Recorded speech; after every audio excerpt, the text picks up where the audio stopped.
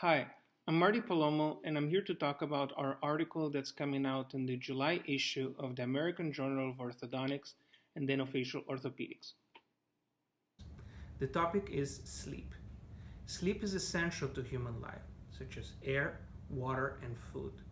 It's only during sleep that our body rests, restores, hormones are released, and even our brain gets cleared of several toxins. Without sleep, we're at high risk for several diseases, stroke, heart attack, and even death. But to some people, good quality sleep and enough sleep is not an option. Some people have what's called sleep disorders. The purpose of our project is to find out the prevalence of sleep disorder breathing in an orthodontic population. This project was led by Dr. Ashok Rohra. Thank you, Dr. Palomo. Sleep disordered breathing is a spectrum of breathing disorders characterized by primary snoring at one end of the spectrum and obstructive sleep apnea at the other end of the spectrum. Definitive diagnosis is made via polysomnograph. However, a highly sensitive 85% and a highly specific 87% risk assessment tool is the Pediatric Sleep Questionnaire, also known as the PSQ.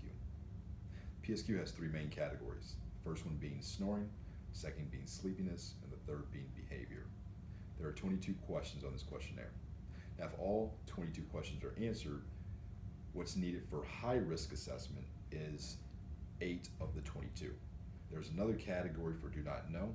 If the patient selects this category or if they leave some questions blank, those answers get excluded from the denominator and the total recalculated. So essentially the baseline cutoff is 33%.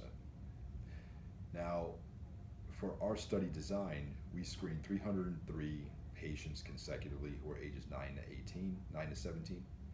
And of those patients identified, it was determined that 7.3% was the prevalence of our cohort.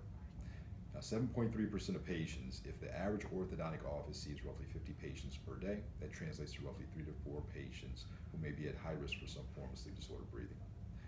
It's a screening tool that can be easily incorporated, be used to identify patients, and with this information, we as orthodontists can make the appropriate referral either to ENT or pediatrics. Thank you for your time.